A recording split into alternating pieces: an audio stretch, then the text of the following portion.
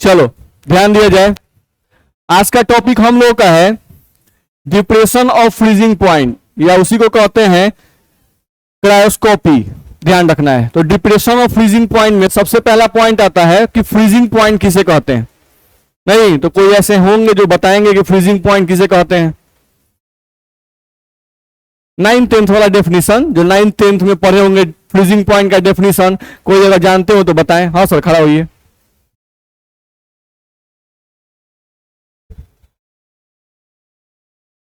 The temperature at which any liquid converts into solid. सही है, बैठिए। नहीं, इसी बात को अगर देखा जाए तो हम लोग सिंपली अगर बोल रहे कि the temperature at which any liquid start converting into solid. नहीं, यानी वह टेम्परेचर, जिस टेम्परेचर पर कोई भी लिक्विड सॉलिड में कन्वर्ट करना शुरू करता है, ये बोलना बड़ा जरूरी है, स्टार्ट कन्वर्टिंग इनटू सॉलिड। नहीं, ध्यान रखना है। तो उस टेम्परेचर को हम लोग क्या कहते हैं, फ्रीजिंग पॉइंट। ध्यान रखना है। लेकिन ये जो डेफिनेशन है, ये डेफिनेशन हम लोगों का क्लास 9th और 10th का है। ध्यान रखना है। अभी के क्लास में आ जाए, यानी क्लास 12th में आ जाए, तो अभी फ्रीजिंग पॉइंट का डेफिनेशन क्या लिखता है। अभी फ्रीजिंग पॉइंट का डेफिनेशन हम लोग को लिखता है कि वह टेम्परेचर, जिस टेम्परेचर पर सॉलिड और लिक्विड का वेपर प्रेशर सेम हो जाए। क्या हम बोल रहे हैं, वह टेम्परेचर, जिस टेम्परेचर पे सॉलिड और लिक्विड का वेपर प्रेशर क्या हो जाए, सेम हो जाए, उस टेम्परेचर को, उस लिक्विड का फ्रीजिंग पॉइंट कहते हैं। यानी इंग्लिश में बोले तो the temperature at which vapour pressure of solid and liquid is same, that temperature is called as vapour pressure of that liquid, sorry vapour pressure, freezing point of that liquid. ऐसा बोल सकते हैं। ध्यान रखना है। नहीं, इसी के अलावा हम लोग को देखा जाए तो इसी डेफिनेशन को एक और फॉर्म में लिखा जाता है। क्या लिखा जाता है, वह टेम्परेचर, जिस टेम्परेचर पर सॉलिड फॉर्म और लिक्विड फॉर्म इक्विलिब्रियम पोजीशन पे रहते हैं। क्या हम बोल रहे हैं, वह टेम्परेचर, जिस टेम्परेचर पर सॉलिड फॉर्म और लिक्विड फॉर्म इक्विलिब्रियम पोजीशन पे रहते हैं, उस टेम्परेचर को ही उस लिक्विड का फ्रीजिंग पॉइंट कहते हैं।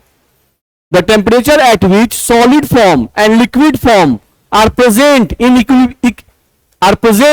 equilibrium, that temperature is called as freezing point of that liquid. मेरी बात समझ में आ रही है? नहीं? अच्छा, इसका मतलब क्या हुआ जी? सॉलिड और लिक्विड फॉर्म इक्विलिब्रियम पोजीशन पे, इसका मतलब क्या हुआ, वो समझ में आ रहा है?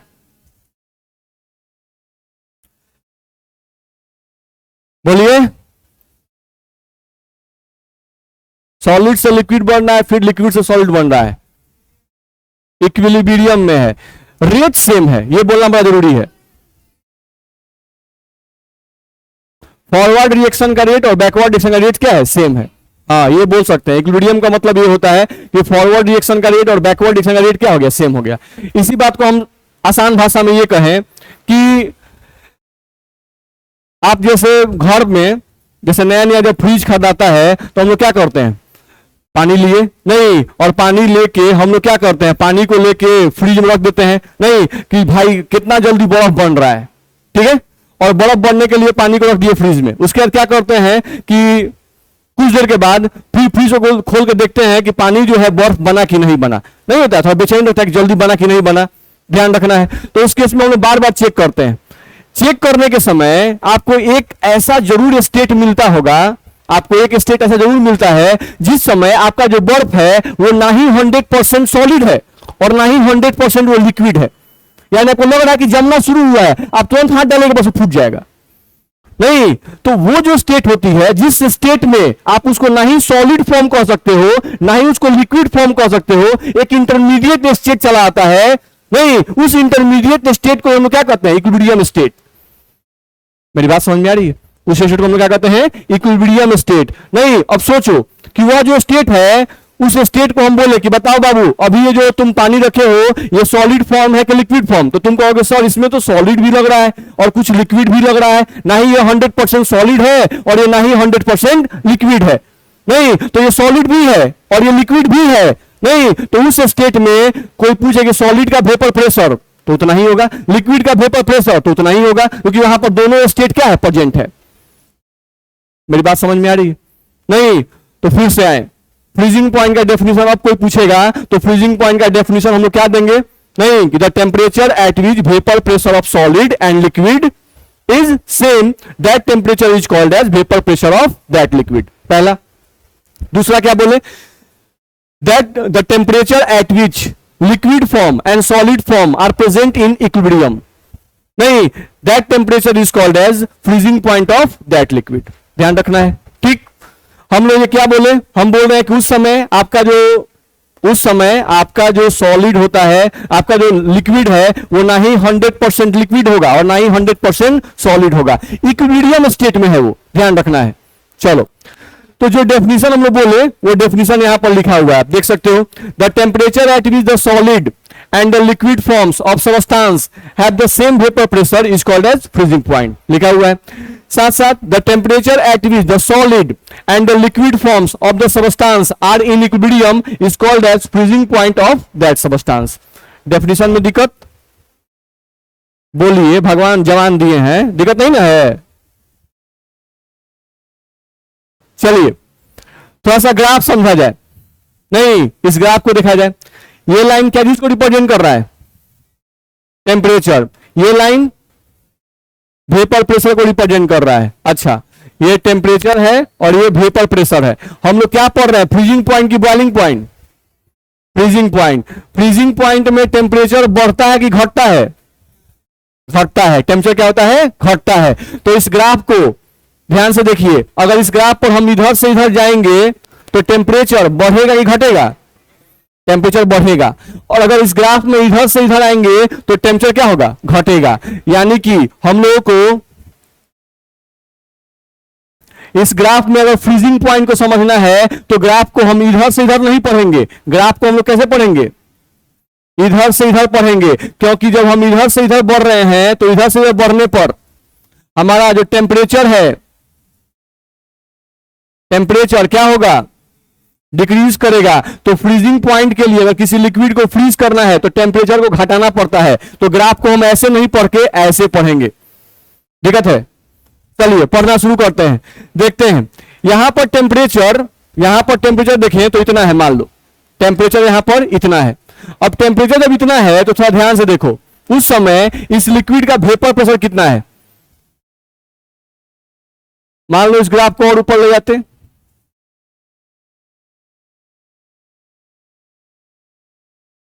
यहां ले आते हैं।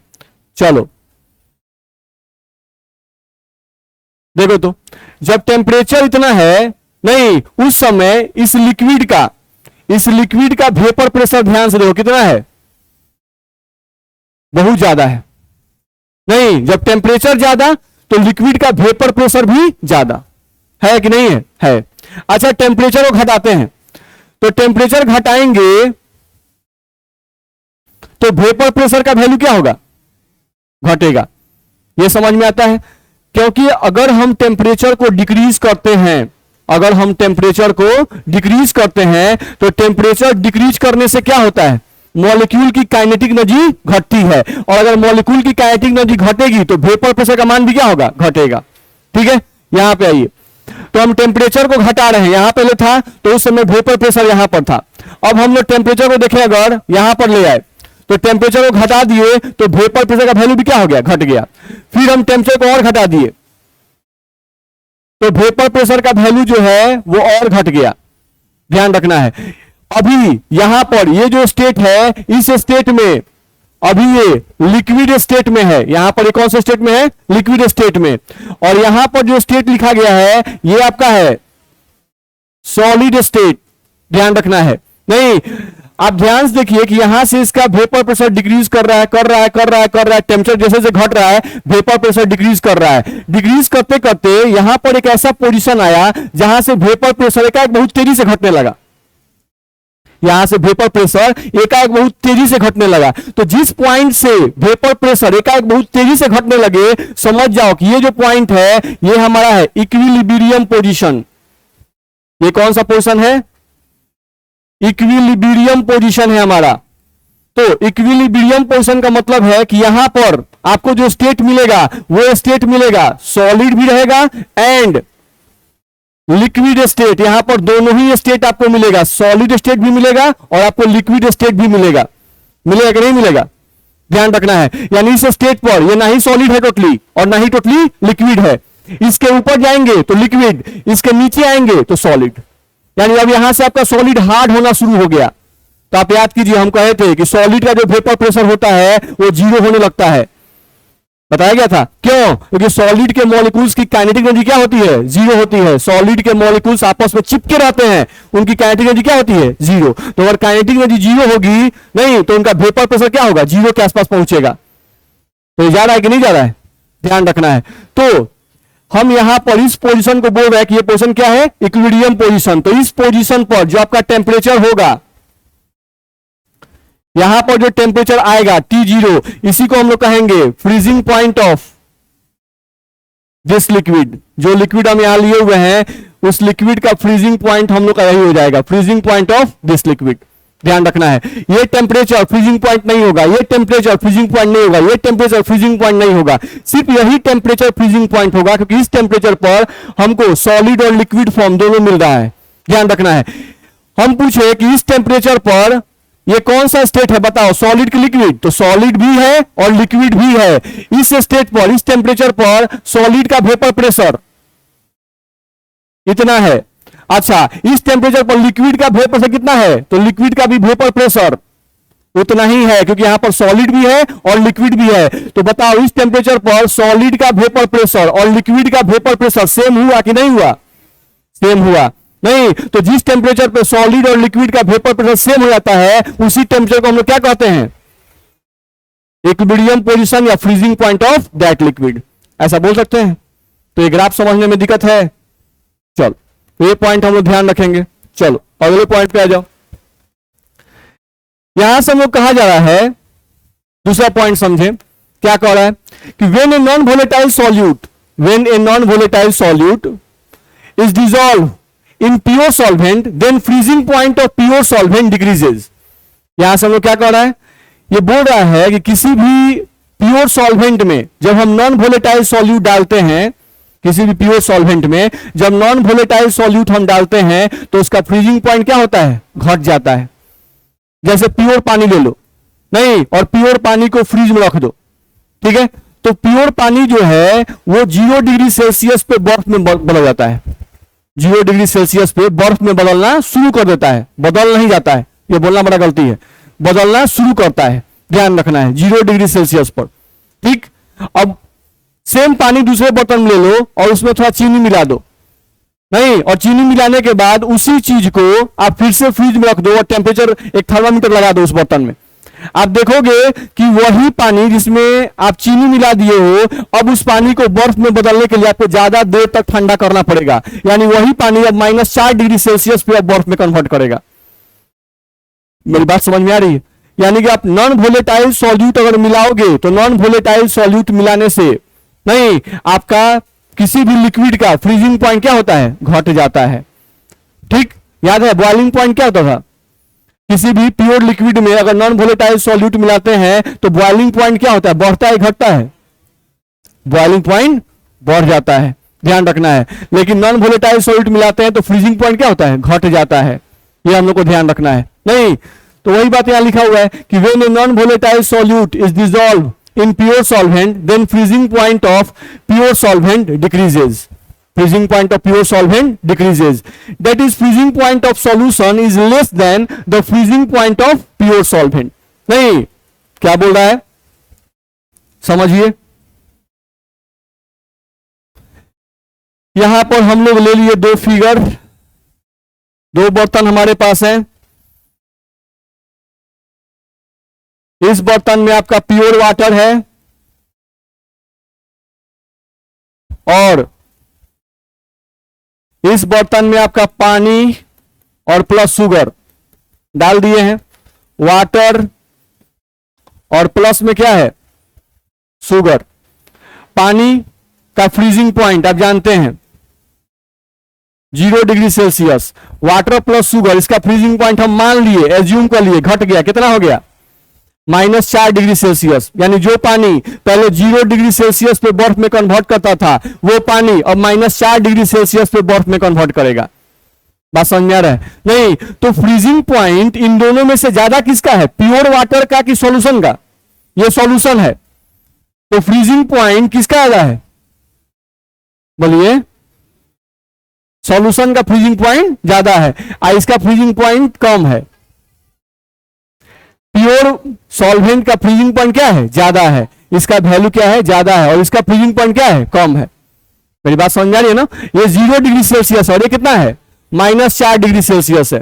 देखा जाए तो यहां पे लिखा हुआ है freezing point of solution is less, freezing point of solution is less than freezing point of pure solvent. नहीं, यानी सॉल्यूशन का फ्रीजिंग पॉइंट निगेटिव में चला गया तो ये कम हो गया और इसका फ्रीजिंग पॉइंट क्या है, ज्यादा है। वैल्यूज देखने हैं, किसका वैल्यू ज्यादा है तो इसका वैल्यू ज्यादा है, इसका वैल्यू कम है, ध्यान रखना है। नहीं तो freezing point of pure liquid को रिप्रेजेंट करते हैं T0 से, और सॉल्यूशन के, या आपका सॉल्यूशन है, इसके फ्रीजिंग पॉइंट को रिप्रेजेंट करते हैं TF से। क्या रिप्रेजेंट करते हैं, TF से, ध्यान रखना है। तो ये बताओ इसका 0 डिग्री था और इसका -4 था। नहीं तो अगर हमको निकालना है कि फ्रीजिंग पॉइंट कितना से घटा तो हम क्या निकालेंगे, T0 minus TF, T0 minus TF, T0 minus TF को क्या लिखेंगे, डेल्टा TF। नहीं ये डेल्टा TF क्या बता रहा है,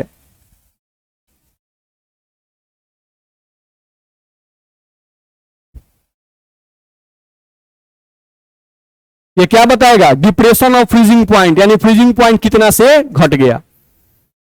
मेरी बात समझ में आ रही है? नहीं तो हम लोग क्या क्या पढ़ाया गया, ध्यान से देखें। हम लोगों को पढ़ाया गया कि कोई भी प्योर सॉल्वेंट में अगर नॉन वोलेटाइल सॉल्यूट डालेंगे तो नॉन वोलेटाइल सॉल्यूट डालने से उस लिक्विड का फ्रीजिंग पॉइंट पहले के रिस्पेक्ट में घट जाता है। जैसे एग्जांपल दिए कि पानी का फ्रीजिंग पॉइंट शुरू में होता है 0 डिग्री सेल्सियस, अगर उसमें चीनी डाल देंगे तो उसका फ्रीजिंग पॉइंट कितना हो जाएगा, -4, घट जाएगा, और चीनी डालेंगे और घट जाएगा, और चीनी डालेंगे और घट जाएगा। यानी जैसे जैसे इसमें नॉन वोलेटाइल सॉल्यूट डालते जाएंगे इसका फ्रीजिंग पॉइंट क्या होगा, घटता जाएगा। ध्यान रखना है, प्योर लिक्विड के फ्रीजिंग पॉइंट को T0 से रिप्रेजेंट करते हैं और सॉल्यूशन के फ्रीजिंग पॉइंट को TF से रिप्रेजेंट करते हैं। ध्यान रखना है, अगर डिप्रेशन इन फ्रीजिंग पॉइंट निकालना है, कितना से फ्रीजिंग पॉइंट घट गया, तो प्योर सॉल्वेंट के फ्रीजिंग पॉइंट में से सॉल्यूशन के फ्रीजिंग पॉइंट को घटा लेंगे, T0 minus TF, delta TF, ये क्या कहलाएगा, डिप्रेशन ऑफ फ्रीजिंग पॉइंट। ध्यान रखना है, तो वही सा पॉइंट हम लोग को यहां पे लिखा हुआ है। चलिए अब यहां से थोड़ा ग्राफ देखा जाए। यहां पर देखा जाए तो दो लाइन खींचा हुआ है, एक अगर देखें तो एक है आपका येलो लाइन और एक है आपका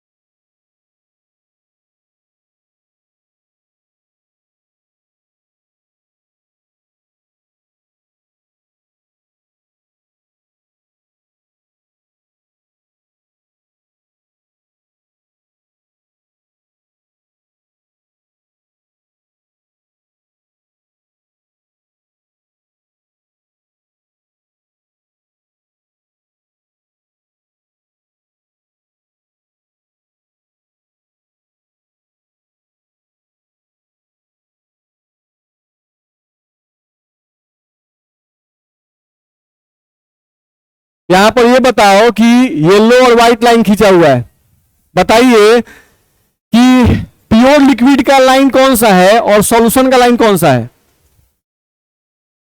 सॉल्यूशन का ऊपर वाला है और प्योर लिक्विड का नीचे वाला है। नहीं, अपना सोच के बताइए, जिसको बताना है ओरिजिन के साथ बताएगा। तो बता सकते हैं, एक मिनट बारी बारी से। हाँ सर बताइए, बोलिए, जो ब्लैक टी शर्ट पहने हुए, हाँ अभी बोलिए ना, बोलिए। सॉल्यूशन नीचे वाला है और ये कौन है, सॉल्वेंट वाला। सॉल्यूशन को नीचे वाला ग्राफ, नीचे वाले ग्राफ को आप सॉल्यूशन ग्राफ क्यों कह रहे हैं, फ्रीजिंग पॉइंट कम है। ये कैसे आपको मालूम चला फ्रीजिंग पॉइंट कम है? चलिए बैठिए बगल में। हाँ सर, है यही बोलना था नहीं, गड़बड़ है। अच्छा, ये लाइन कौन सी का है जी? और ये लाइन वेपर प्रेशर। अच्छा, ये पता है कि अगर हम लोग यहां पर दो बर्तन लेते हैं, अगर यहां पर हम लोग दो बर्तन लेते हैं, कितनी बार हम लोग बताए हैं, इस बर्तन में आपका प्योर वाटर है और इस बर्तन में वाटर प्लस शुगर है। नहीं, इसका वेपर प्रेशर को रिप्रेजेंट करते हैं P0 से और इसके वेपर प्रेशर को PS से। आपसे पूछा जाए कि प्योर वाटर का वेपर प्रेशर ज्यादा होता है कि सॉल्यूशन का वेपर प्रेशर ज्यादा होता है? प्योर वाटर का ज्यादा होता है। अच्छा, सही है। P0 ग्रेटर देन, ये समझते हैं ना? कितनी बार हम लोग बताएं? नहीं, तो आपको देखना है कि ये जो ग्राफ दिया हुआ है इसमें ये लाइन क्या किसका है? वेपर प्रेशर का। नहीं, तो हमको देखना है कि वेपर प्रेशर प्योर वाटर का यानी प्योर लिक्विड का वेपर प्रेशर ज्यादा होता है, यानी प्योर लिक्विड का वेपर प्रेशर ज्यादा, यानी उसका ग्राफ ऊपर होगा। नहीं, और सॉल्यूशन का वेपर प्रेशर कम होता है, यानी उसका ग्राफ कहां होगा? नीचे होगा। नहीं होगा क्या? नहीं, तो इस ग्राफ में जो ऊपर वाला ग्राफ है तो ये वेपर प्रेशर को रिप्रेजेंट कर रहा है, ये ग्राफ, ये लाइन की नहीं। तो ऊपर वाला ग्राफ किसका होगा? प्योर लिक्विड का, और नीचे वाला ग्राफ सॉल्यूशन का, ध्यान रखना है। तो ये हम लोग का होगा प्योर लिक्विड और ये होगा सॉल्यूशन का ग्राफ। ठीक, चलो, प्योर लिक्विड का हम लोग यहां से ग्राफ खींचे हुए हैं, तो इसका इक्विलिब्रियम पोजीशन यहां पर है, यहां पर इक्विलिब्रियम पोजीशन है, ध्यान से देखो। तो इस प्योर लिक्विड का कोई पूछेगा फ्रीजिंग पॉइंट कहां पर है, तो यहां पर है। ये क्या चीज रिप्रेजेंट होगा? T0। इसको क्या बोलेंगे?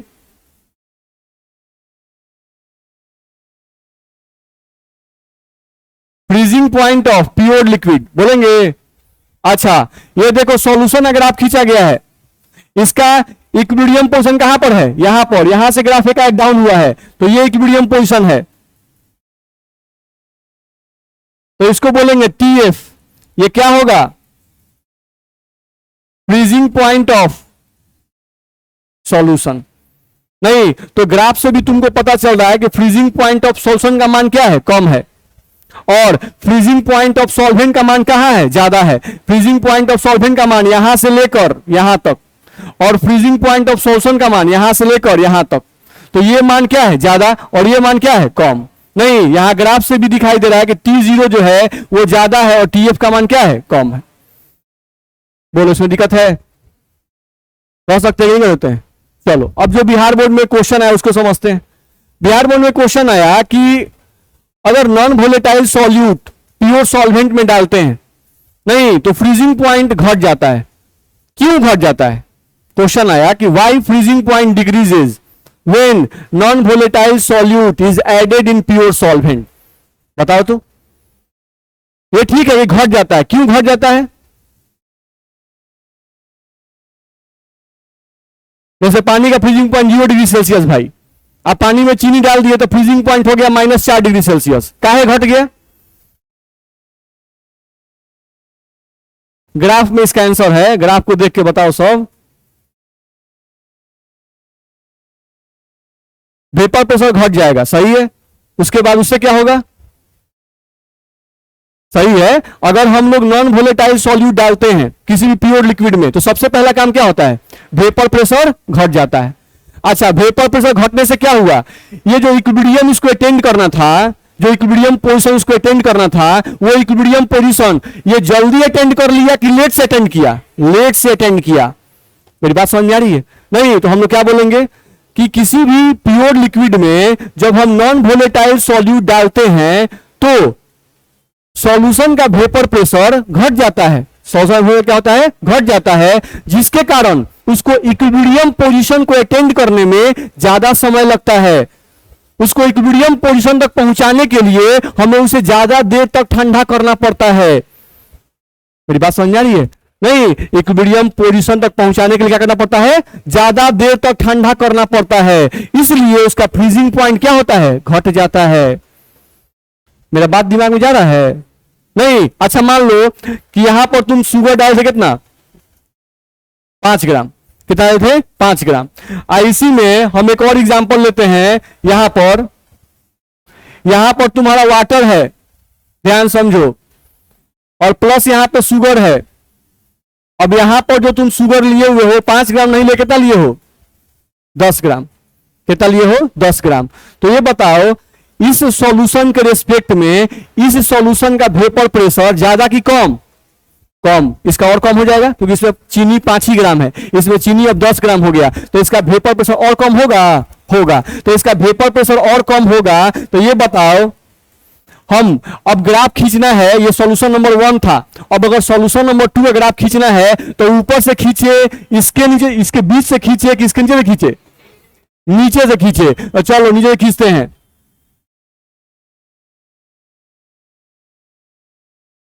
खींचे नहीं। तो अब ये बताओ कि इसका वेपर प्रेशर और घट गया तो इसको इक्विलिब्रियम पोजीशन तक पहुंचने के लिए और ज्यादा देर तक ठंडा करना पड़ रहा है कि नहीं करना पड़ रहा है, करना पड़ेगा। जितना ही वेपर प्रेशर घटता जाएगा, नहीं, लिक्विड को इक्विलिब्रियम पोजीशन तक पहुंचाने के लिए आपको उतना ही ज्यादा देर तक ठंडा करना पड़ेगा। और जितना ही ज्यादा देर तक ठंडा कीजिएगा, जितना ही ज्यादा देर तक ठंडा कीजिएगा, फ्रीजिंग पॉइंट उतना ही कम होता जाएगा, यानी उतना ही माइनस में चलता जाएगा। नहीं, जैसे इसका फ्रीजिंग पॉइंट आप बोल रहे हो 0 डिग्री सेल्सियस प्योर वाटर, इसका फ्रीजिंग पॉइंट आप बोल रहे हो -4 डिग्री, तो इसका -8 हो जाएगा। नहीं होगा क्या, दिक्कत है? तो ये क्वेश्चन अगर आएगा तो इसका आंसर लिखाएगा कि नहीं लिखाएगा, लिखाएगा ना। क्या सर, बड़ी मेहनत है, आंख खोल के नहीं पढ़ने में बड़ी मेहनत है, सारा सारा दिमाग लग जाता है, आंख, जानते हैं। अच्छा, इस पलक का वजन कितना है, इस पलक का जो आंख के ऊपर पलक दिया गया इसका वजन कितना है? बहुत हल्का चीज है, बहुत हल्का चीज है। नहीं, लेकिन जब नींद आने लगे पूरा दम लगा लीजिए, उठने नहीं करता है, नहीं, पूरा तक चाह रहे कि नहीं सोए, लेकिन इतना हल्का पलक हट के गिरिए जाता है। वही बेचारे का हाल हो रहा है उनका। नहीं, कोशिश कर रहा है बेचारा, जाओ आंख धो के आओ। नींद आए तो आंख धो लेना है, बैठे नहीं रहना है। चलिए ध्यान दीजिए इधर,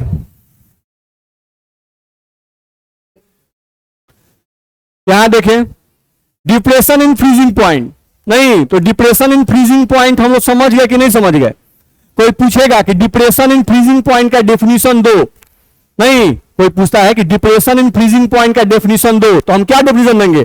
हम बोलेंगे कि when a non volatile solute is added in pure solvent then freezing point of solution decreases. नहीं, freezing point of solution decreases. नहीं, the decrease in freezing point, the decrease in freezing point is called as depression of freezing point. कर सकते हैं, जैसे पानी का freezing point 0 degree, नहीं, चीनी मिलाने के बाद -4, नहीं, तो हम लोग क्या किए, हम लोग क्या किए, चीनी मिलाने के बाद -4, तो कितना से घट गया, -4 से, यानी 4 डिग्री सेल्सियस जो मैग्नीट्यूड है वही क्या कहलाएगा, डिप्रेशन इन फ्रीजिंग पॉइंट। बोलो दिक्कत है, कह सकते हैं। तो वही हम लोग को लिखा हुआ है, when a non volatile solute is dissolve in pure solvent then freezing point of pure solvent decreases. The decrease in freezing point of pure solvent is called as depression in freezing point. बोल सकते हैं। Depression freezing point कैसे represent करते हैं, delta TF, और delta TF का formula क्या है, T0 माइनस टीएफ। और T0 क्या है, प्योर सॉल्वेंट का फ्रीजिंग पॉइंट, ध्यान रखना। और टीएफ क्या है, सॉल्यूशन का फ्रीजिंग पॉइंट, ध्यान रखना है।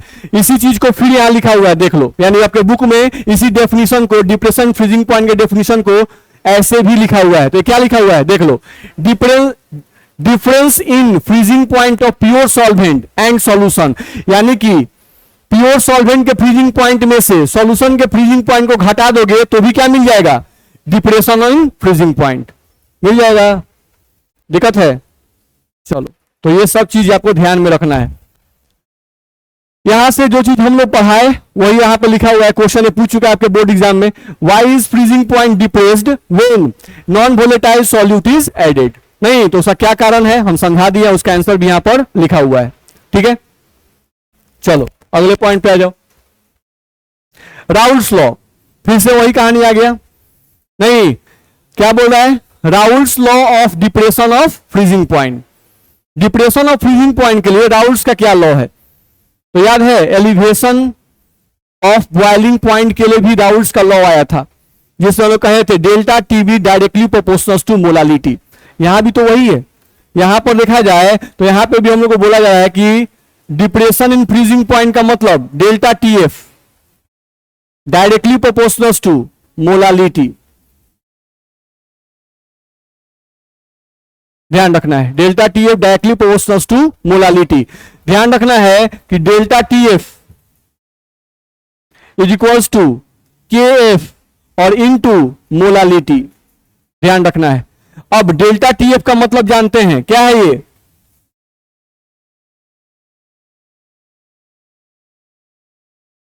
डिप्रेशन ऑफ फ्रीजिंग पॉइंट या depression in freezing point. M क्या है? मोलालिटी। और केएफ क्या है? Molar depression constant.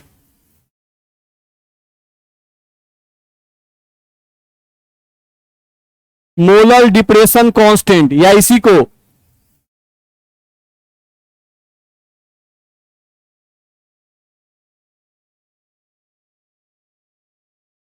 Cryoscopic constant कहते हैं।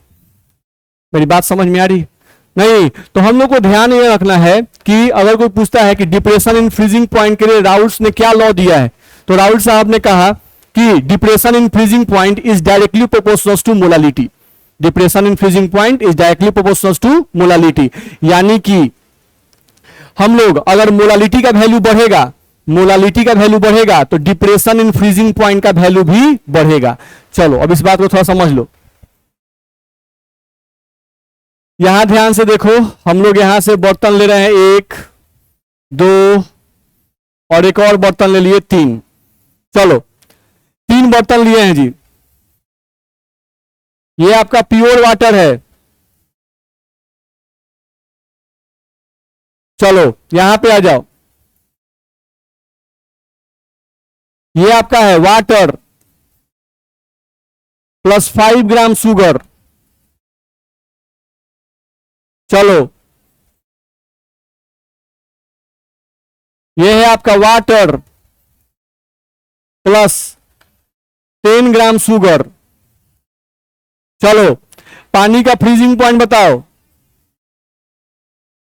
0 डिग्री सेल्सियस। इसका फ्रीजिंग पॉइंट बताओ। -4 हम लोग माने थे तो -4 मान लेते हैं। इसका फ्रीजिंग पॉइंट बताओ। -8 डिग्री सेल्सियस। बोलो दिक्कत है? ठीक। इसमें सिर्फ पानी है, इसमें पानी और 5 ग्राम चीनी है, इसमें पानी और 10 ग्राम चीनी है। तो जैसे जैसे चीनी का अमाउंट बढ़ेगा वैसे वैसे फ्रीजिंग पॉइंट का वैल्यू क्या होगा? घटता जाएगा। नहीं तो हम लोग यहां से लिख रहे हैं, क्या लिख रहे हैं कि when amount of non-volatile solute increases, then freezing point of pure solvent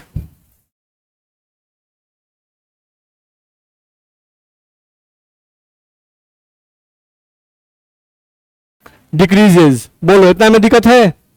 हम लोग क्या लिखे कि जैसे जैसे नॉन वोलेटाइल सॉल्यूट का अमाउंट बढ़ेगा freezing point of pure solvent क्या होगा? डिक्रीज कर जाएगा।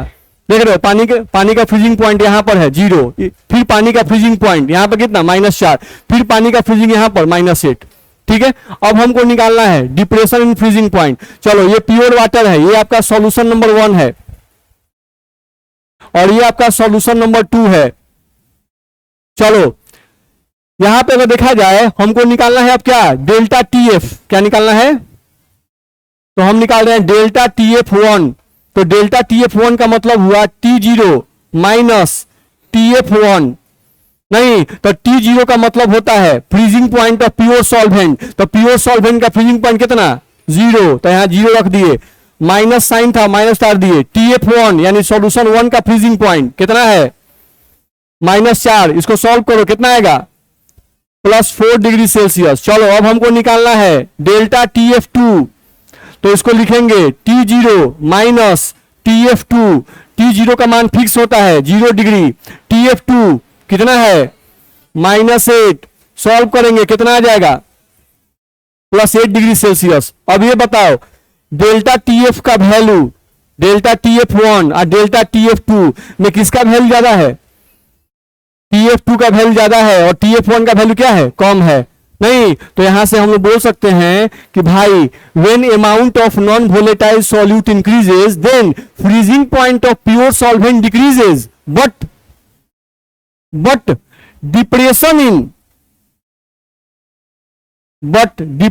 इन freezing point increases, but depression in freezing point increases। बोलो, ऐसा बोल सकते हैं? नहीं, तो बड़ा सावधानी से क्वेश्चन बनाना। आपके बोर्ड एग्जाम में ऑब्जेक्टिव में खूब ऐसा क्वेश्चन आता है। बस मेरा ना, आपको दो को दे देगा, कोई भी दो सॉल्यूट दे देगा और बोलेगा कि इनमें से किसका, एक में नॉन वोलेटाइल सॉल्यूट 5 ग्राम है, एक में नॉन वोलेटाइल सॉल्यूट 20 ग्राम है। नहीं, और बोलेगा क्या, बताओ किसका फ्रीजिंग पॉइंट कम है? तो जिसमें नॉन वोलेटाइल सॉल्यूट ज्यादा है उसका फ्रीजिंग पॉइंट कम है।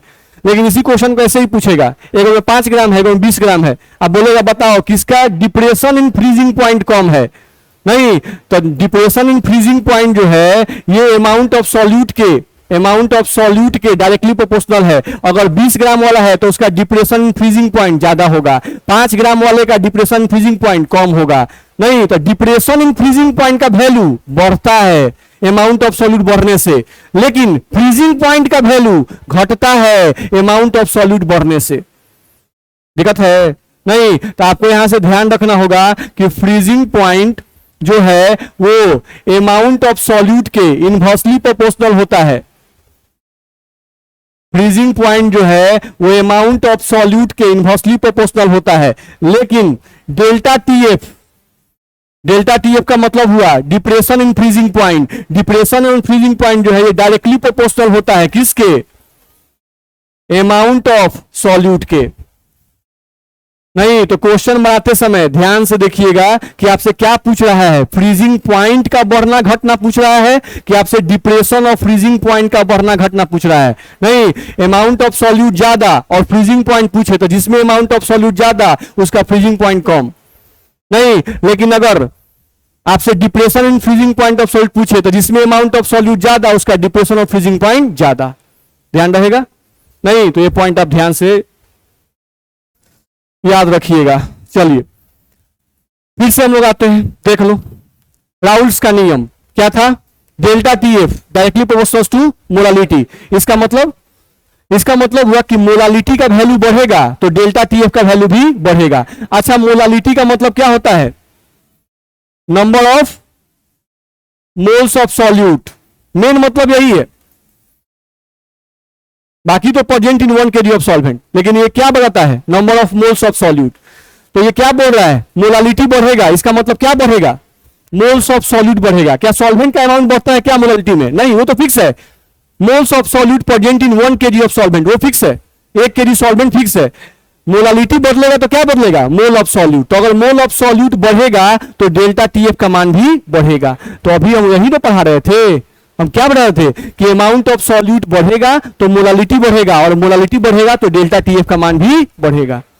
दिमाग में बात जा रहा है? दिक्कत है इसमें? चलिए, तो यहां से पॉइंट हम लोग को ध्यान रखना है। अब सवाल है केएफ का। नहीं, केएफ क्या था भाई? मोलर डिप्रेशन कांस्टेंट, ऐसे क्या कहते हैं? Cryoscopic constant. तो ये मोलर डिप्रेशन कांस्टेंट किसे कहते हैं, थोड़ा समझा जाए। चलिए, सबसे पहले यहां पर लिखा हुआ है unit of molar depression constant. ये तो बिल्कुल वैसा ही है, जैसे केबी का यूनिट होता है वैसे ही केएफ का यूनिट होता है। केबी और केएफ के यूनिट में कोई अंतर नहीं है। नहीं, जैसे पूछा जाए, बोल दो सर। हाँ, केबी का यूनिट क्या पढ़ाया गया था पिछले क्लास में?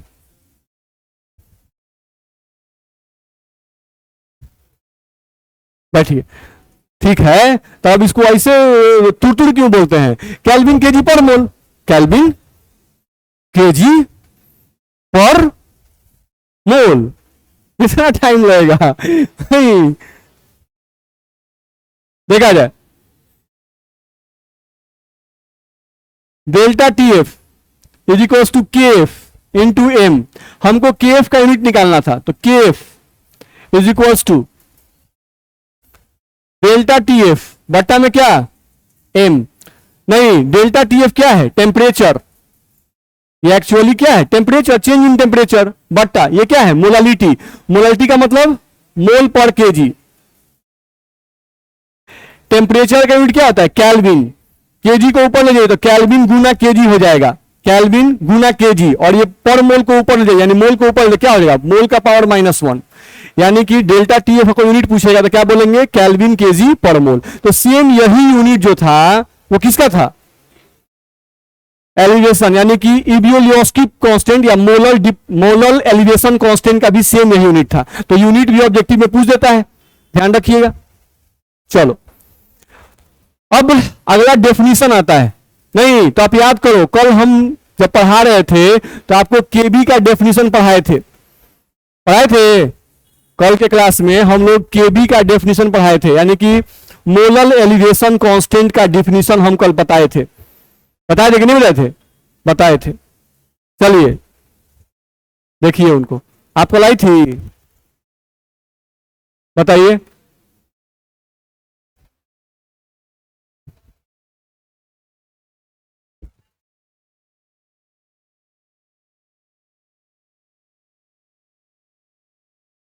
सही है, बैठिए। सही है। ये बोल रही है क्या कि when 1 mole of solute is dissolved in 1 kg of solvent, when 1 mole of solute is dissolved in 1 kg of solvent, then boiling point of solution increases, या boiling point of solvent increases. This increase in boiling point is called as molar elevation constant. सही है? नहीं तो इसमें भी सब कुछ वही बोलना है, नहीं बस इंक्रीजेस की जगह पे क्या लगाना है? डिक्रीजेस। नहीं, और बाकी डेफिनेशन वही रह जाएगा। एलिवेशन जगह पे क्या लगाना है? डिप्रेशन, ध्यान रखना है। बॉइलिंग पॉइंट जगह पे क्या लगाएंगे? बस यहां पर फ्रीजिंग पॉइंट। चलो देखा जाए तो अगर हम लोग देखें यहां पर तो डेफिनेशन आया कैसे था? ऐसे आया था, delta T F is equals to K F into M. यहां पे हम बोले थे कि if molality is equals to 1 हो जाए तो 1 का मतलब होता है 1 मोल पर KG, then delta T F is equals to क्या आ जाएगा? के एफ। यानी कि जो के एफ है वो डिप्रेशन इन फ्रीजिंग पॉइंट के बराबर है, यानी जो के एफ है वो भी क्या है? डिप्रेशन फ्रीजिंग पॉइंट है। कब? जब मोलालिटी 1 है तब। तो मोलालिटी 1 का मतलब क्या? मोलालिटी 1 का मतलब हुआ कि 1 केजी सॉल्वेंट में जब हम 1 मोल सॉल्यूट डालते हैं, 1 केजी सॉल्वेंट में जब हम 1 मोल सॉल्यूट डालते हैं तो फ्रीजिंग पॉइंट जितना से घटता है उसी घटे हुए मान को क्या कहते हैं? केफ। उसी घटे हुए मान को क्या है? घटा हुआ मान। दिक्कत है? उसी को हम क्या कहते हैं? केफ। तो यहां से डेफिनेशन लिखे तो हम लोग को बोला गया कि when 1 mole of solute, when 1 mole of solute is dissolved in 1 kg of solvent, then freezing point of pure solvent, then freezing point of pure solvent decreases. This decrease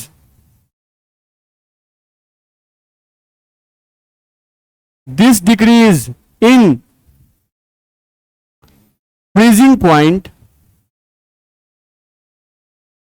is called as molar depression constant.